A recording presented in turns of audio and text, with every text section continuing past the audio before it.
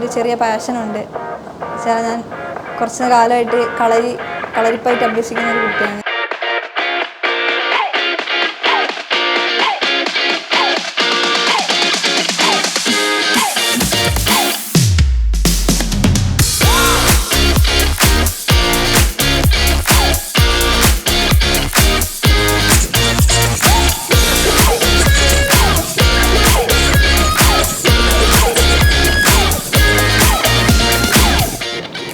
ഇപ്പോൾ എനിക്ക് 22 വയസ്സുണ്ട്. ഞാൻ ഒരു 10ാം വയസ്സ് തൊട്ട് കളരി അഭ്യസിക്കുന്നുണ്ട്. 12 വർഷമായിട്ട് ഞാൻ കളരി അഭ്യസിക്കുന്നു. എനിക്കാണെങ്കിൽ ഭയങ്കര ആക്രാന്തമാണ് എല്ലാത്തിനും. നമ്മൾ ആയുധങ്ങളൊക്കെ എടുക്കാൻ എനിക്ക് ഭയങ്കര താല്പര്യം. ഇങ്ങനെ ചേട്ടന്മാരൊക്കെ പയറ്റുന്ന കാണുമ്പോഴത്തേക്കും എനിക്ക് അതെടുക്കാനായിരുന്നു താല്പര്യം. പക്ഷെ അതിലേക്കൊക്കെ എത്തണേ ഒരുപാട് കാലം കഴിയണമെന്ന് എനിക്ക് മനസ്സിലായി.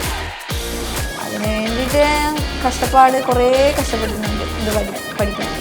കളരി എന്ന് മാത്രം എൻ്റെ മനസ്സിലുണ്ടാവില്ല. എങ്ങനെയും സ്റ്റേറ്റിൽ പോകണം, നാഷണലിൽ പോകണം, സമ്മാനം വാങ്ങണം എന്നായിരുന്നു എൻ്റെ ആഗ്രഹം. അതിനുവേണ്ടി രാവിലെ എണീറ്റ് ചെയ്യും.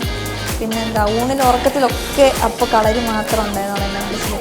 രാവിലെ ചെയ്യും, വൈകിട്ട് കളരി പോയി ചെയ്യും, കളരി കഴിഞ്ഞ് വീട്ടിൽ വരും, വീട്ടിൽ നിന്ന് ചെയ്യും. എപ്പോഴും കളരി മാത്രം.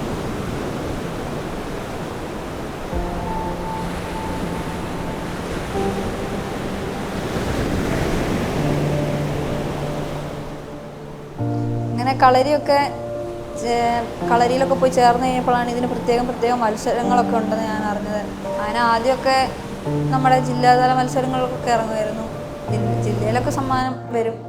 സ്റ്റേറ്റിൽ പോകുമ്പോഴത്തേക്കും തിരിച്ചു വരിക. അപ്പം ഞാൻ അവിടെയുള്ള പിള്ളേരൊക്കെ ചെയ്യുന്ന കാണുമ്പം നമുക്കായാലും ഭയങ്കര അത്ഭുതമാണ്. അവർ അതിനുവേണ്ടി മെനക്കെട്ട് അതിനുവേണ്ടി മാത്രം വരുന്നവരാണ്. അപ്പോൾ എനിക്ക് എന്തുകൊണ്ടത് ചെയ്തുകൂടാന്ന് എനിക്കൊരു തോന്നലുണ്ടായി. എനിക്കും വേണം, എനിക്ക് സ്റ്റേറ്റിൽ സമ്മാനം വേണം എന്നുള്ളൊരു ഇതുണ്ടായിരുന്നു. അതുകൊണ്ട് ഞാൻ നന്നായി പ്രാക്ടീസ് ചെയ്യാൻ തുടങ്ങി. അങ്ങനെ എൻ്റെ 14ാമത്തെ വയസ്സിൽ ഞാൻ സ്റ്റേറ്റിൽ പോയി എനിക്ക് 2 സമ്മാനം ഉണ്ടായിരുന്നു. ഒരു ഫസ്റ്റും ഒരു തേർഡും. അപ്പം ഭയങ്കര സന്തോഷമായിരുന്നു. 2 പ്രൈസൊക്കെ വാങ്ങി വന്ന് ഭയങ്കര സന്തോഷമായിരുന്നു. ആ വർഷമാണ് കളരി നാഷണൽ ലെവലിലേക്ക് എത്തിയത്. ഞാൻ 10ാം ക്ലാസ്സിൽ പഠിക്കുന്നതുകൊണ്ട് പഠനത്തിൻ്റേതായ ബുദ്ധിമുട്ടുകളും കാര്യങ്ങളൊക്കെ ഉണ്ടായിരുന്നു. വീട്ടിൽ നിന്നായാലും പഠിക്കാതെ എന്തായാലും വിടത്തില്ല. അപ്പം പഠനവും അതെല്ലാം കൂടെ ഒരുമിച്ച് കൊണ്ടുപോയി പ്രാക്ടീസ് ചെയ്ത് നാഷണൽ മത്സരത്തിന് പോയി. ആദ്യം പപ്പ എൻ്റെ കൂടെ വന്നിരുന്നു, ആശാമാരുണ്ടായിരുന്നു. അങ്ങനെ നാഷണൽ മത്സരത്തിന് പോയി കഴിഞ്ഞ് ആദ്യത്തെ ഒരു മത്സരം കഴിഞ്ഞപ്പോൾ എനിക്കൊന്നുമില്ല, ഈ സമ്മാനമൊന്നും കിട്ടിയില്ല. അപ്പോൾ പപ്പയ്ക്ക് ഭയങ്കര സങ്കടമായിരുന്നു. കാരണം പപ്പ ഒത്തിരി പ്രതീക്ഷയോടെ എന്നെ അവിടെ കൊണ്ടുപോയത്. അപ്പോൾ ഒരെണ്ണത്തിന് സമ്മാനം ഇല്ലെന്ന് അറിഞ്ഞപ്പോഴത്തേക്കും പപ്പ എന്നോടൊന്ന് പറഞ്ഞു, നമ്മൾ ഇത്രയും കഷ്ടപ്പെട്ട് ഇവിടെ വന്നതല്ലേ, എന്തെങ്കിലും ഒരു സമ്മാനം വാങ്ങണം, ഒരൈറ്റവും കൂടി ഉണ്ടല്ലോ, അപ്പം അതിന് പിടിക്കാൻ പറ്റുമെങ്കിൽ പിടിക്ക്, എന്നിട്ട് കാണിച്ചു കൊടുക്കാൻ പറഞ്ഞു എല്ലാവർക്കും. അപ്പം പപ്പയ്ക്കും സങ്കടമായി. ഞാൻ പ്രൈസ് ഇല്ലാതെ വന്ന എല്ലാവർക്കും സങ്കടമാവും, ഞങ്ങളുടെ കളരിയിലുള്ളവർക്ക് സങ്കടം, ആശാന്മാർക്ക് സങ്കടം. അങ്ങനെ അപ്പം ഒരു വാശി കയറി, എനിക്ക് വാങ്ങണം, അടുത്ത ഐറ്റത്തേക്ക് എനിക്ക് വാങ്ങണം എന്ന് എനിക്ക് പെട്ടെന്നായിരുന്നു ഒരു വാശി. എനിക്ക് പിന്നെ സങ്കടം വന്നത് പപ്പയ്ക്ക് സങ്കടമായി. എനിക്ക് ഇത്രയും കഷ്ടപ്പെട്ട് എന്നെ ഇവിടുന്ന് അവിടം വരെ കൊണ്ടുപോയി, മത്സരങ്ങൾക്ക് കൊണ്ടുപോയി. അങ്ങനെ വാശിപ്പുറത്ത് പോയി ചെയ്തു കഴിഞ്ഞപ്പം എനിക്ക് സമ്മാനം കിട്ടി. എനിക്ക് ഭയങ്കര സന്തോഷമായിരുന്നു. എനിക്ക് എന്നാ ചെയ്യേണ്ടതെന്ന് അറിയത്തില്ല. ഞാൻ ഓടിപ്പോയി പപ്പയെ പോയി കെട്ടിപ്പിടിച്ച് ഞാൻ കരഞ്ഞ്. എനിക്ക് അത്ര സന്തോഷമായി.